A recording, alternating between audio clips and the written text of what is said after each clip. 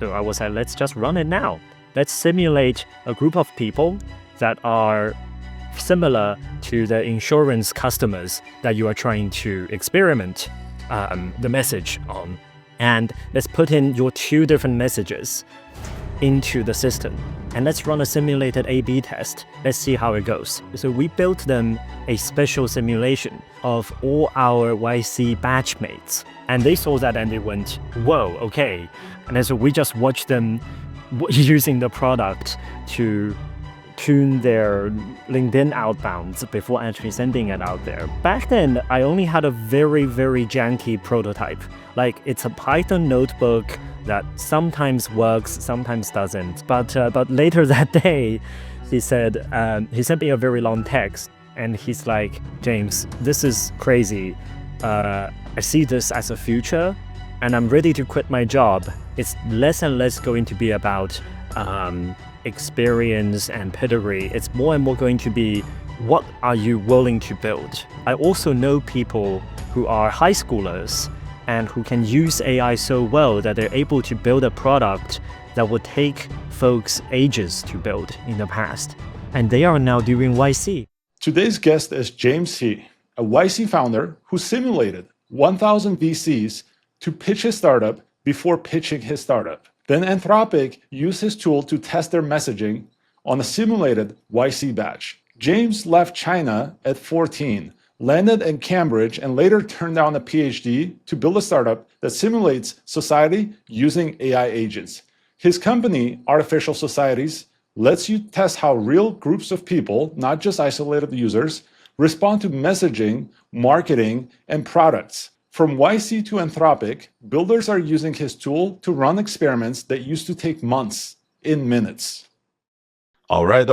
Everyone, welcome to Homebase AI and AI Chopping Block podcast. Here I am today with James. He's building societies.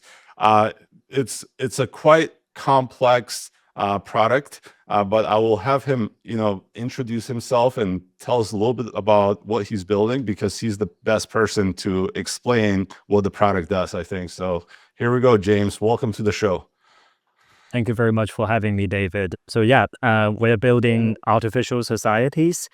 I guess the best way to explain it is that we use a lot of AI agents to simulate large groups of people and how they interact with each other, how they react to information. So that, for example, you can put in a marketing material and see how your target customers would react to it before you actually put it in real life. Amazing. So, okay, how big is this problem, would you say? And why does it matter? Who is this for? Yeah, I mean, if we take a step back, so I was a social science researcher back in Cambridge, and one of the biggest problems that we face is that running experiments is just super, super tough. You have to gather a bunch of people, you have to carefully design your condition, and it's really, really expensive, and it takes a long time. And it's really hard to experiment a lot of different options. So in cases like, how do we build a better internet? We can experiment different approaches, different algorithms, but experimentation is too slow and too expensive. Mm-hmm. So my motivation, even when I was in research, was that can we simulate a whole society so that we can experiment a lot faster? If I can have a sandbox, then I can experiment 100 options to find out what is the best policy on the internet before I actually put it out there in the real world. So that's the motivation behind artificial societies.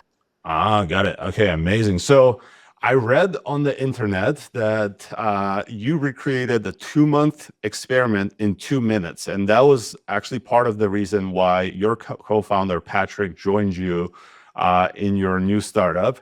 Could you tell us, what was that experiment? And how did this game-changing idea came to be in that coffee shop in London? Yeah, thank you, David. It's a fun story because so Patrick and I had been following each other on LinkedIn for a while. I know we're nerds because we're both sort of writing in the behavioral science space. So I'm more of a computational behavioral scientist, and Patrick is more of an applied behavioral scientist. So it means that he helps large organizations run experiments. Things Mhm. like, how do I communicate a price increase to my customers without them freaking out? Or Mhm. how do I make my user experience better? So Patrick will design experiments like, let's try interface A versus interface B. Let's recruit some participants and let's see which one does better so that the better interface is actually shipped out to real customers, millions and millions of them. So he was running this experiment. I think he was like a few months in, and it was about how do we communicate the price change to our customers. This was from an insurance client, I believe, a large insurance provider. And he had tested two different options. So I believe it all started because he was writing about AI and behavioral science on LinkedIn, and I saw that, and I went, he could be a customer. Let me reach out, because back then I only had a very very janky prototype. Like it's a Python notebook that sometimes works, sometimes doesn't. Who knows? So it was very much a leap of faith. So I reached out to him and we met at my favorite coffee shop in London called Forward Coffee on Whitecross Street. And we sat down. I was like, okay, what experiments have you been running? He told me about this price increase experiment. So I was like, let's just run it now.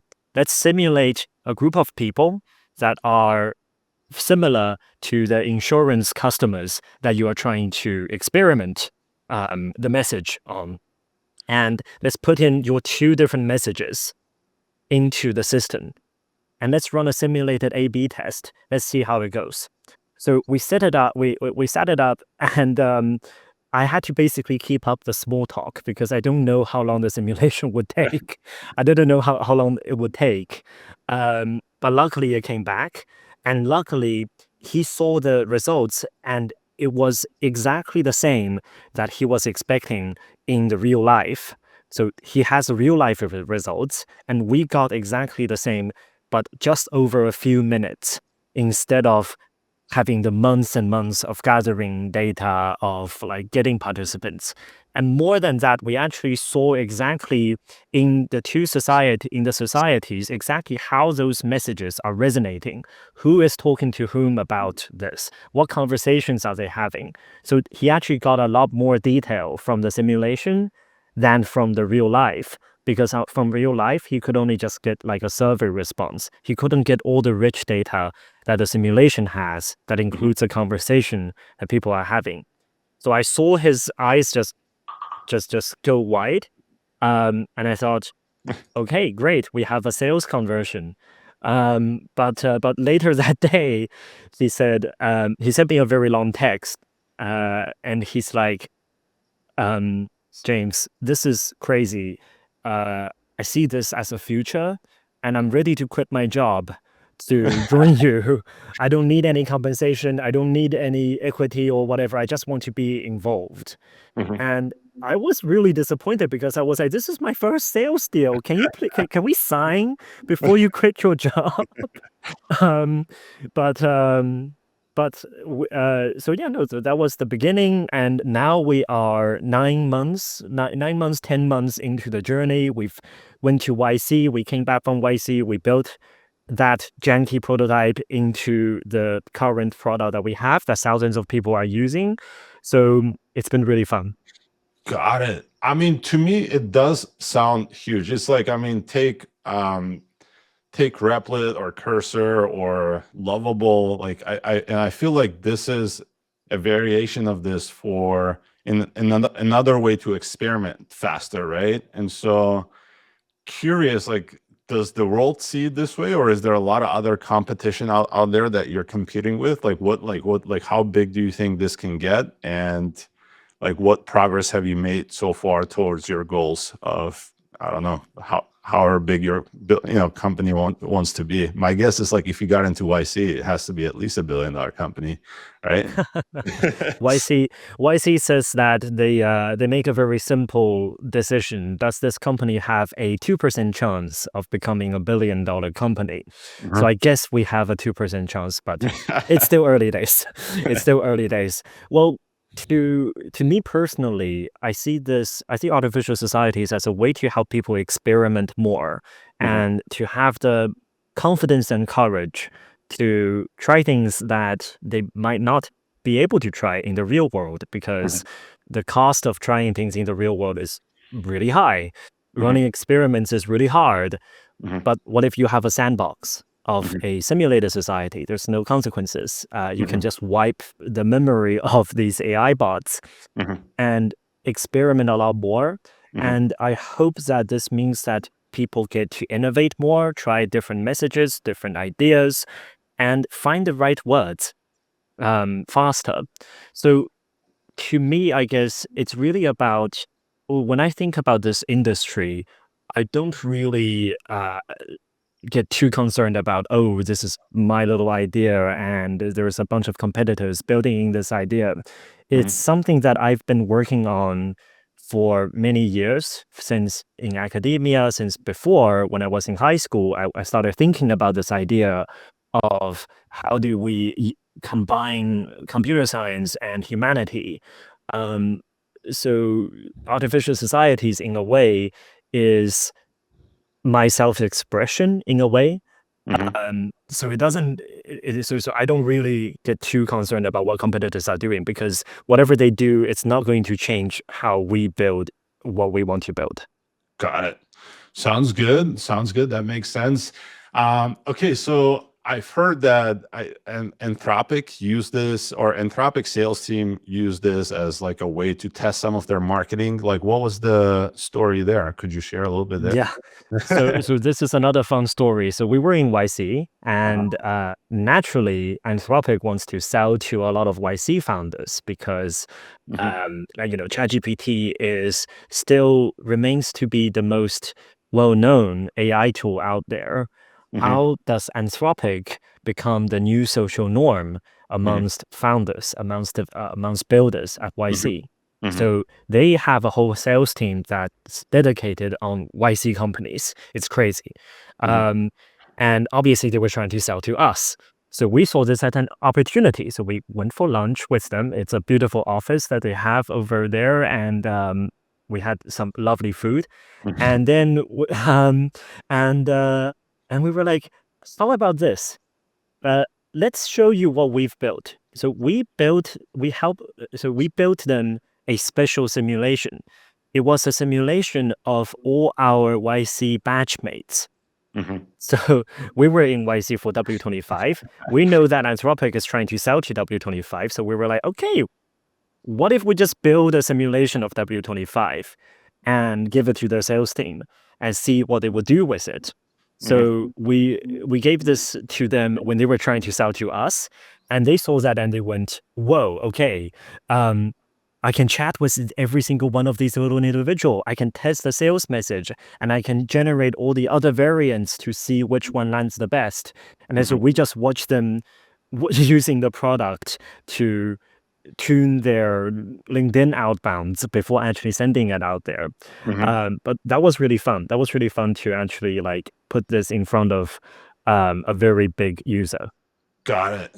I mean, I'm impressed, or I mean, I'm like curious because like because like we're still in our early days of trying to shape the future of like this little media company that I'm looking to build. And what I found actually, like I had a realization like 2 days ago, is like I'm trying to come up with templates to send to founders to recruit them to do our speaker talks and stuff like that.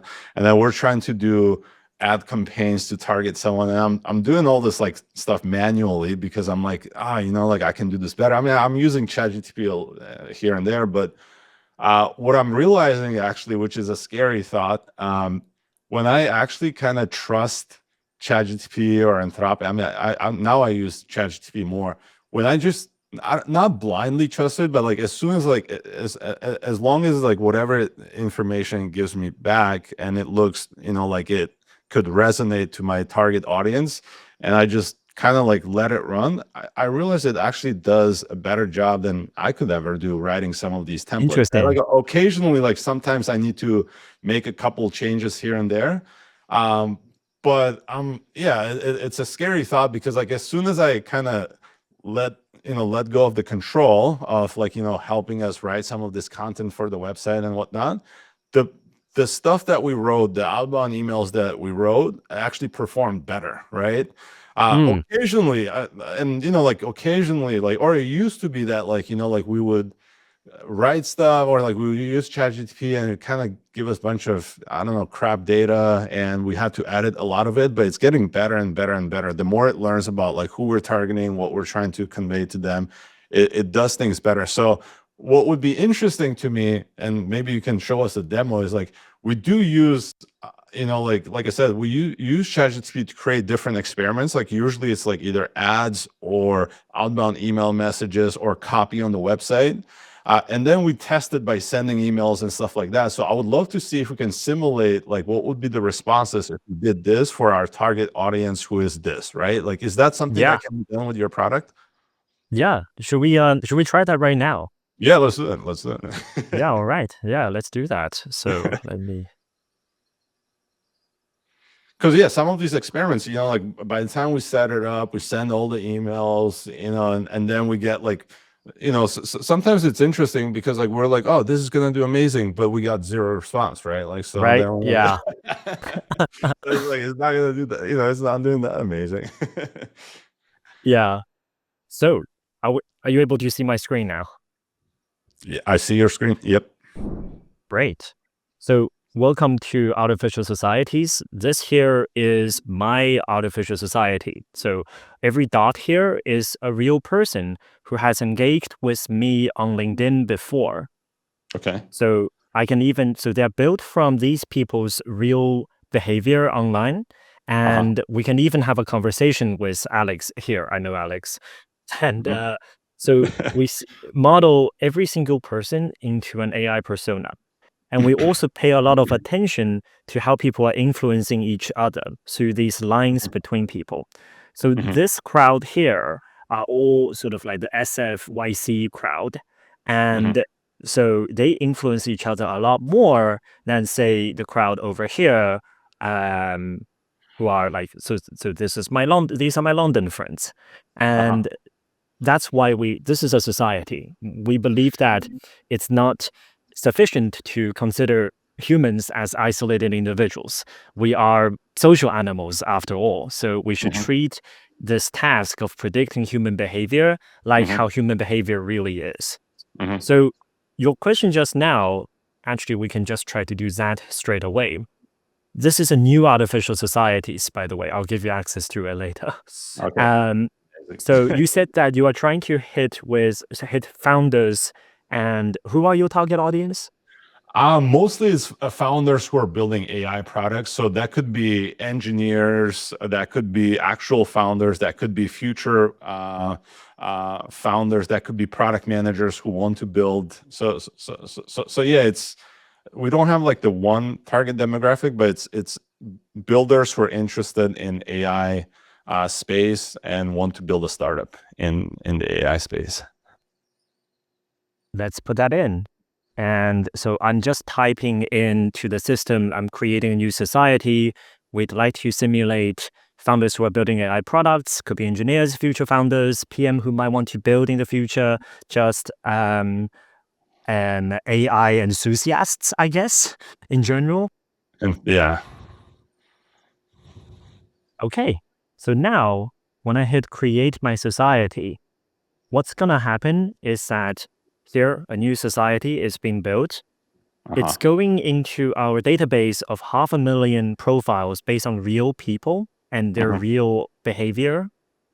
And then we'll collate all of them into a specific society.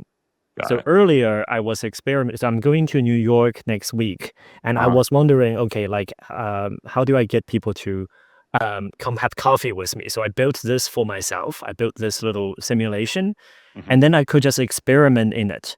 I can experiment a range of different things. So let's say that I'm going to do a cold outreach on LinkedIn to them. I'll say like, can we get a coffee? And I can hit simulate. And Oh then my what's God. happening now is that we are calling hundreds and hundreds of LLMs Uh-huh. to turn every single one of these personas to life. They will see this DM, they might reply to it, they might talk to each other, like these little yellow dots going around, Mhm. or they might ignore it. We observe their behavior so that we can get some confidence. So here, evidently, the reply rate is very low of can we get a coffee? Because I'm nobody. Uh-huh. And you can see that the lighting up is not very strong. Oh, there's a YC founder in New York. Oh, no, Uh-huh. he's in SF, so maybe not in New York. Maybe he's from New York originally. Mhm. Mhm. That might reply to me. We get to have some insights about why is it landing the way it is. And then we also get to see the conversations or the internal thoughts that these AI personas have. So, it's Probably a probably a sales pitch or someone looking for a job. So typical. exactly, right? And so typical, right? So, so maybe I should try to not say that. Then see, like, then I can experiment more. Then I can experiment. It's like, hey, we just finished YC, and now debating between staying in London or moving to NYC. And we get a coffee. So then I can simulate again. So my feedback loop is now a lot faster. I Mhm. don't need to wait for like that real life feedback and Mhm. waste my chances. Mhm. And this is the part that I think maybe ChatGPT or other systems are perhaps missing right now, is Mhm. that they they don't really have a social world model of how society works. You see Mhm. that Cursor does really well and Mhm. Lovable does really well because software is a more confined space. You Mhm. know if code runs. Mhm. You know if the code you wrote would actually run. Mhm. Whereas with the whole society, you don't know how something will land in a society to make the AI system better until Mhm. now. So now Mhm. you do. So I that's mean, quite fun. yeah. So yeah, that's like, like to me, I think now that building software MVPs has become so much easier, the harder thing is the thing that you're working on personally. That's how I see it. Because like you need to convince a customer like how to buy your product. And now that has become a lot more difficult. Especially when people are pumping out MVPs left and right, the Yeah. world's getting more noisy. Like marketing, go to market, all of that has now become 10 times more important, I think personally. Um, Yeah, so absolutely. yeah, if there's a product that can help test different ideas quickly and cut down on experimenting with your hypothesis, um, I think that would be amazing. Yeah, would love to try the product out. Yeah, of course. I'll send you some free credits All right. later. But like, and honestly, like this is how I've been doing my own LinkedIn post, by the way. So like, I have my little simulation of my LinkedIn society. So Mhm. I will literally just put brain dumps in here. So for Mhm. example, recently it was really warm in London. So I Mhm. literally just put in, I hate the heat. And Mhm. then I will let our system predict how many engagements this Mhm. post might have in real life. And Mhm. then I'll get to see some other variants that it generated for me. So essentially, we have AI writers that Mhm. adopt my tone of voice and Mhm. my memory to try to Mhm. write different versions to see Mhm. which one lands the best. So this is a post that I might actually post tomorrow. It just makes my experimentation so much faster. Got it. Okay. So I saw that you can, okay, so one use case is LinkedIn, like posting things on LinkedIn or writing templates, but like I saw that you also do website like analysis or like you can check out like the hero section. Like, can you just put a website name in there and it gives you? Yeah, that one. Yeah, like I mean, what we can do. So this is our old landing page. Let's see if this lands well. So I can take a screenshot of this, and Hmm. I can go in here and I'll paste this in. When it goes in, boom. And then I can simulate. So let's see how London founders, this society of London founders, react to our old landing page. We're building a much better landing page. So, Nice. yes. But And yeah, so so, like, I mean, yeah, and like how, like, are you not afraid that at some point Cloud or ChatGPT, OpenAI will do the same thing, or what's your thoughts there? mm, um, our approach now is that we use all of these different LLMs to Okay. simulate a society. Okay. So when Claude and ChatGPT gets better, Uh-huh. our system also gets better. So Uh, we are actually piggybacking on top of their system as well. So they can try to, I guess they can try to create a large multi-agent system uh-huh. that mimics exactly what we do. I guess we'll just have to see who gets the product better, because Yeah. I realized the other day that in the age of AI, it's Hmm. not about it, it's not just about the technology anymore. It's also about the interface. It's also about that trust building part Hmm. of the UI itself. Hmm. So I believe that by putting this out there, like by the way, like we do have competitors, but Okay. none of them are building in public as much as we are. Anyone can sign up to artificial societies. No one can sign up to some of our competitors. They all Mhm. have very arbitrary and very vague websites that sort of pretends to be like secretive and military. They Hmm. probably do work for the military, who knows? But Hmm. we try to be open and put it out there because we believe that a good technology should be a technology that people can use, that Hmm. people can find useful. That's the way that we prefer to be building a new technology. Hmm. Hmm. Yeah, I mean, to me, this looks amazing. Like, I mean, this for past 4 weeks, we're just like, oh man, like let's change the hero set, messaging to this. Let's test, like, we have like 10 different emails that we want to test. So if I can run everything through this, just to kind of like, like I don't fully trust AI, but like, like I think it oftentimes it can kind of, It'll come up with yeah, ideas, right? It will yeah, just yeah, help you experiment different ideas. Like that's what I do when I'm. yeah. So just now I was trying this idea of like, what if I just say how many reactions I think the post will get as a LinkedIn post? Hmm. Then all these variants are just giving me different ideas. I can read this and then I can see that, okay, so I like this sentence. I will now borrow this and put it into the main draft. Hmm. I hardly ever just copy one of these variants and post it, Hmm. because eventually I think human judgment is still very, very important.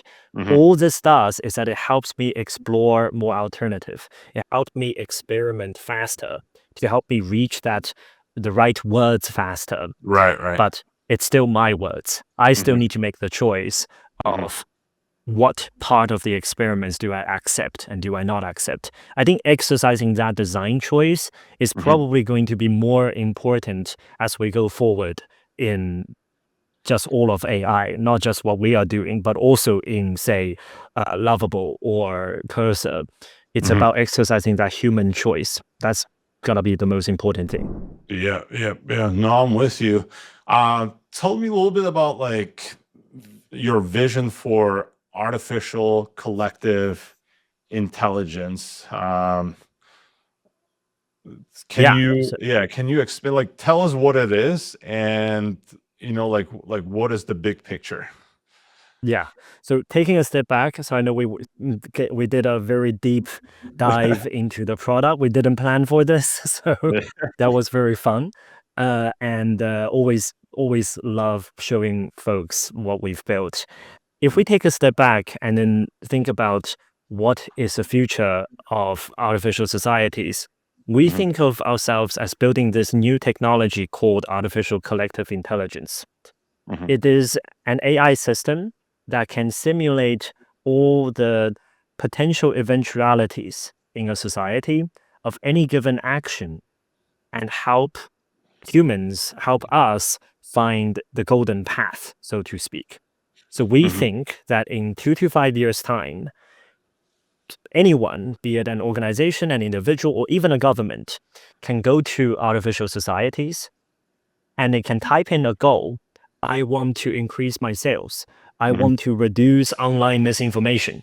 I want to write a better LinkedIn post.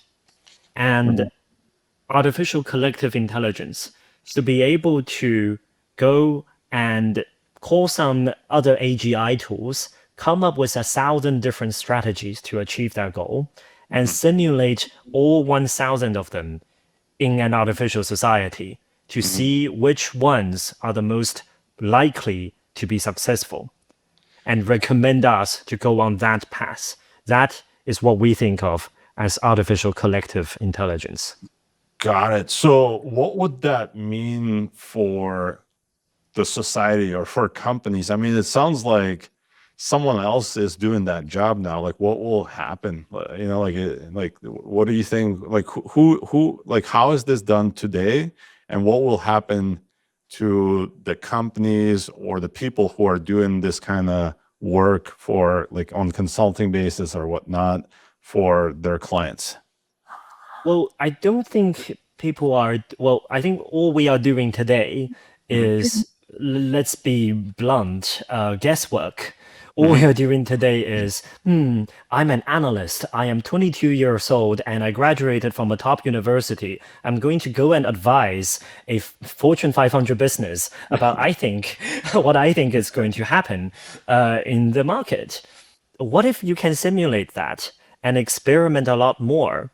It's quite impossible to experiment 1,000 different alternative go-to-market strategies now before you pick the one that you want to go with.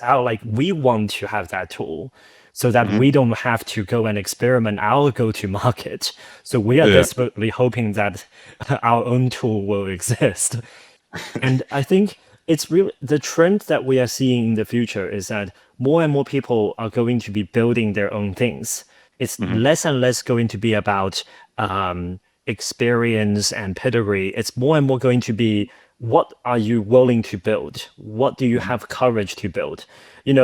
Like, on the one hand, I guess the question that you were asking behind it, the big theme is that a lot of people are worried about AI replacing jobs. And frankly, we do see that in real life. Like, I speak to some of my fellow CEOs and they are cutting grad roles. They're cutting like graduate jobs because ChatGPT can do the report generating better. But then meanwhile, I also know people who are high schoolers and who can use AI so well that they're able to build a product that would take folks ages to build in the past. And they are now doing YC. They are now building their own company. I think we have an opportunity here to really level things up and give these tools to more people. And I think market research as a technique has been reserved for the richest companies and governments to do in the past. But what if we could simulate it? What if whenever you have a question about how would people think, just simulate it. And hopefully that means that more people get to experiment, more people get to build. And I hope that that's the outcome that artificial societies help to push forward. Yeah, it makes sense. So, like, something that I like, just, like, I agree with you. Like, I've seen, an MVP that used to take 6 months to build. I've seen it done in like hour and a half on a Zoom call with a couple of guys, from like starting their research to actually launching the product. So the way you can experiment, the way you can build things now is like exponentially faster than what it was, just a few years ago, right? But how much more products do we need? Like, I don't know. Like, what's your thoughts on that? Just curious. Like, I mean, how much more That's a technology? fair question. How much Yeah, more technology does this world need? What do you think? I think like the world that humanity goes forward when we are able to recombine different things and figure out something new. I used to I used to take this course back in university about how did humans evolve the technologies and the civilization that we have today. And one thing that I found to be really striking was that it all actually just came down to our ability to combine different ideas together and build new ideas. It came down to that. The more we are able to experiment with building different tools, some might land well, some might not, the more humanity gets to flourish. Sometimes it is not in the tools themselves that creates value. It is that the tool might inspire someone to recombine that idea with another idea, and suddenly that reaches something new. And Got it. that's human collective intelligence. If we play around that word, is that we are able to experiment so much more that that's why a market economy works. That's why, so I'm from China. When China went from a socialist economy to a market economy, suddenly there were just so much more innovation. And now we have TikTok, thanks to China. Whether that's good or bad, I have no idea. But they are able to experiment so much more because the society was more open. And what if we can speed up experimentation? What if we can use AI to create artificial collective intelligence and let that help us experiment more? What kind of technology could we create? That could be really cool. Do you think, and I mean, maybe this question is already answered, maybe I'm uninformed, but do you think China can overtake US in the AI race, or like, beat US in the AI race? What's your thoughts there? This is the first time that I've been asked to speak for the entire nation of China. And just a caveat here, I left home when I was like 14, so it's been like 10 years since I lived in China. So my understanding of China is probably not as well informed as it should be now. It's a very different society, but fundamentally humans are the same humans. I think that whoever is going to do better in technology has to have an open society that allows people to try different ideas. I see a lot of times in China where people are allowed to try ideas much more than people in the West. Like, like my parents used to open this little street side vendoring store that we would sell like secondhand clothing.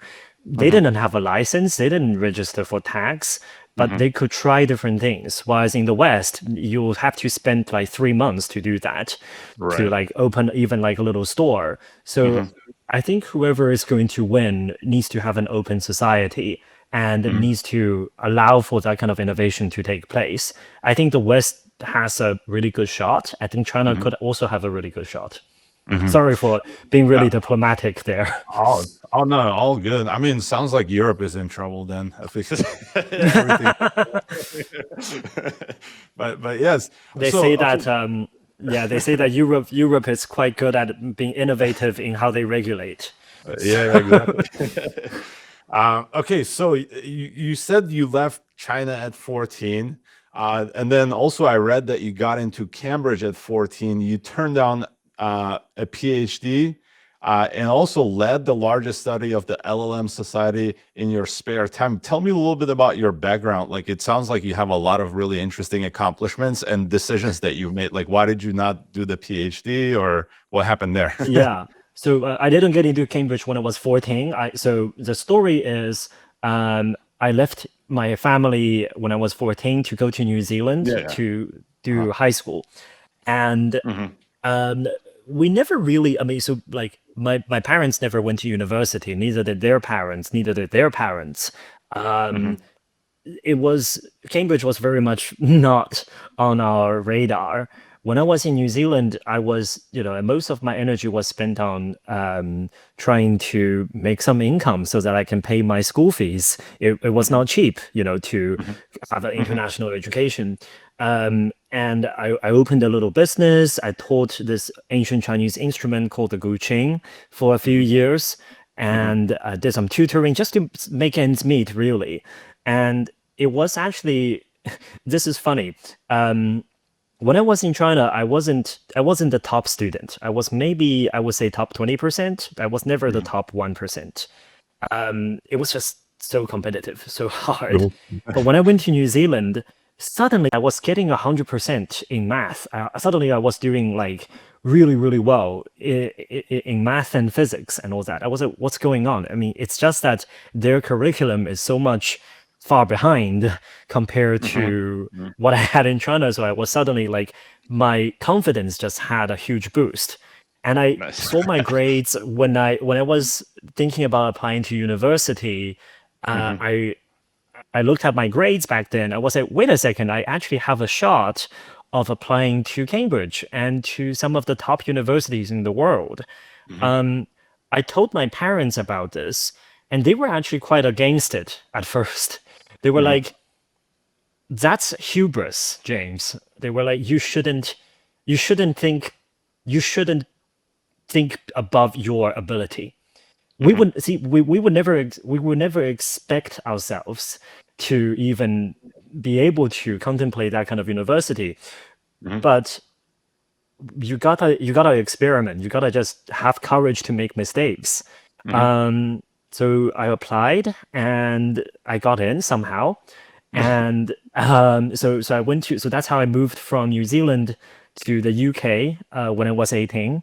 And at Cambridge, I did a lot of research on behavioral science, and especially how do we use computers to predict human behavior. You can see how it slowly leads to artificial societies.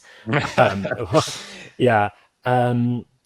So when I finished Cambridge, I was offered to stay and do a PhD in essentially natural language processing, the good old term that we used to use before AI became the catch-all phrase. At the same time, I also had a job offer from a London startup called Yonder Credit Card. And I was contemplating between doing this PhD or jumping into industry and do a job. I was again chatting with my parents, and this was really funny because I said, I'm leaning towards doing the job. And my mom just said, why don't you do both? Why don't you do the PhD and the job? Like most PhD students only work at night anyways. If they can do it, you can do it. So, so she was like, "No, why don't you do that?" Obviously, that wasn't really possible. But somehow, what I decided to do was that I turned down the PhD to do the job, but at the same time, I decided I'm going to do my research as if I was doing a PhD. So I gave myself a goal of doing as much research as a PhD would be doing in their in their real program, but not, instead of paying the university to do a PhD, I get paid in my day job, and I get to use my spare time to do research. So that was the little goal that I set. One of these research projects that I was doing in my spare time was about using AIs to simulate social media or simulate a group of humans. And that paper did really well and got presented at a leading conference. And in that paper, I used a phrase to describe this new concept of using AI to simulate humans. I called it artificial societies.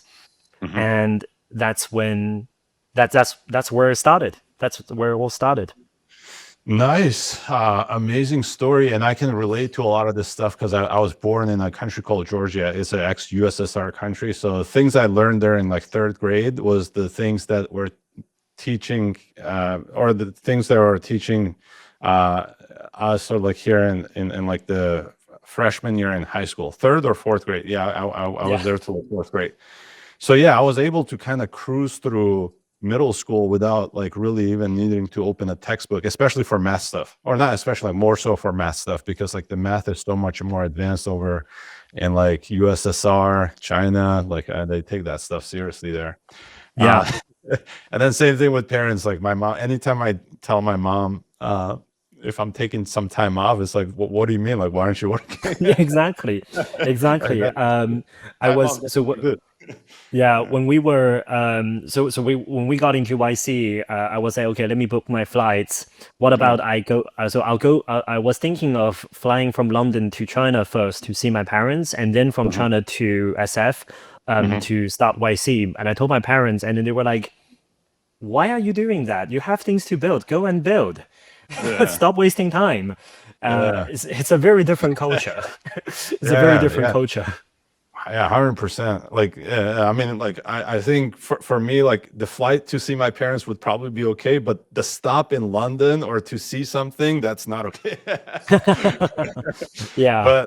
But okay, I know we're gonna be running here short on time here in a minute or two, but I was gonna ask you, like, so you currently have a 3-person team plus a couple of interns, and you're running such a complex operation, it sounds like.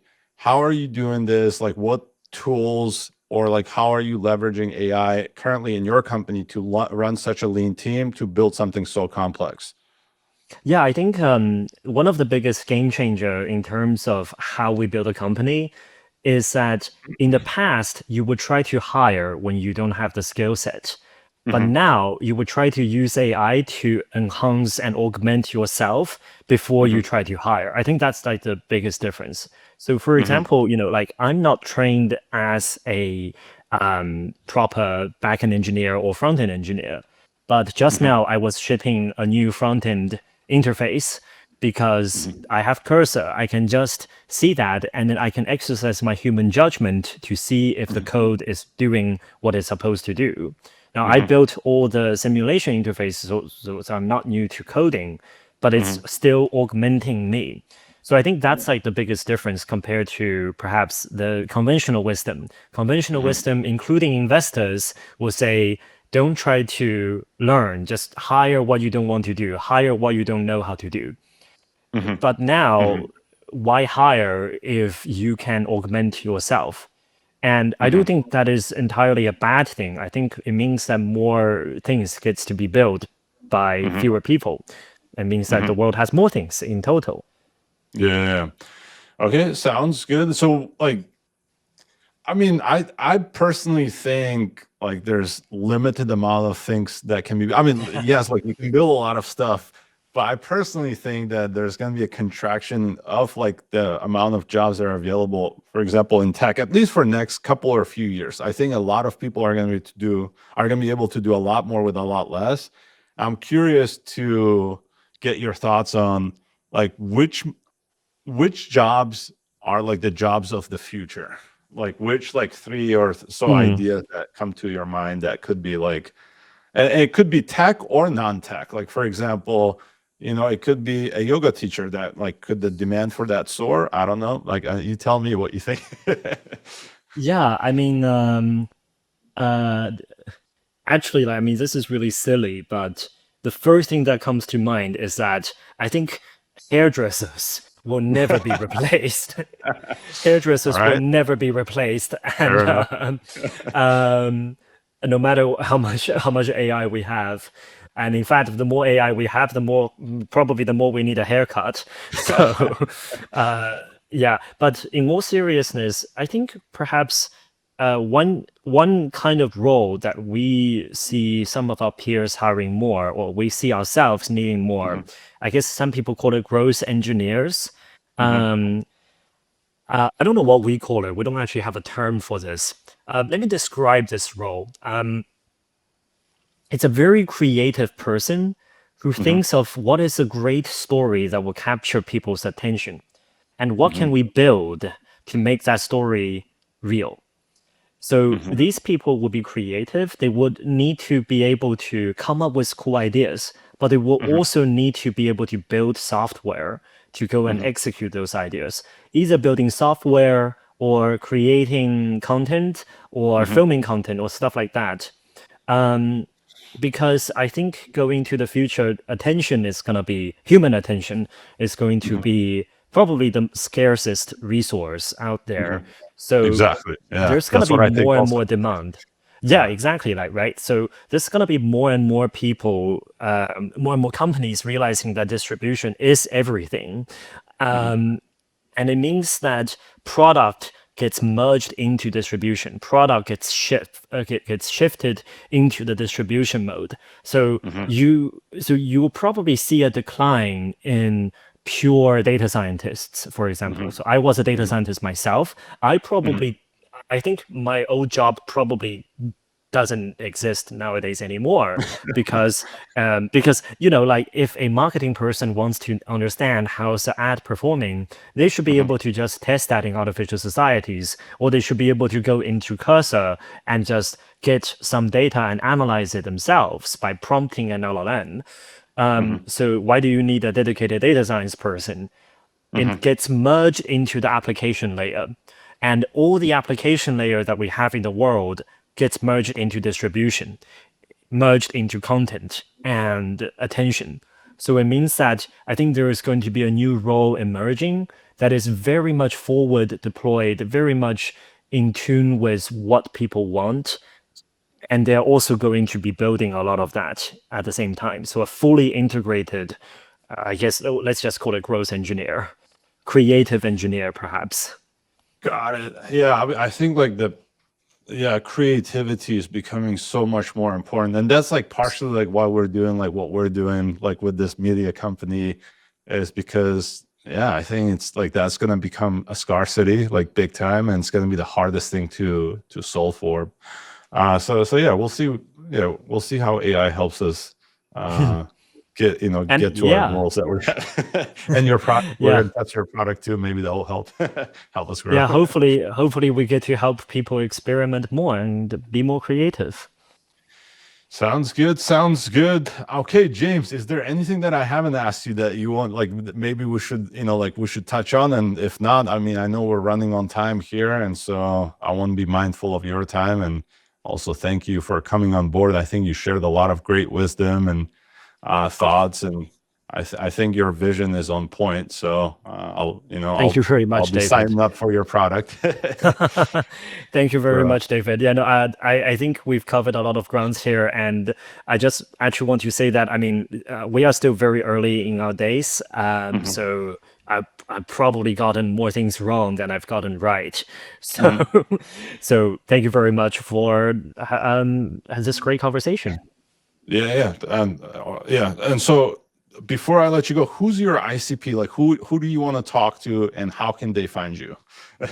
If you have an ICP yet. I know you said Yeah, you're early. we are still exploring. Yeah, we're Yeah. still exploring. We find that marketing teams tend to get a lot of use out of our platform now because they can test whatever content before they go out there. So marketing and sales teams tend to get a lot out of what our product right now.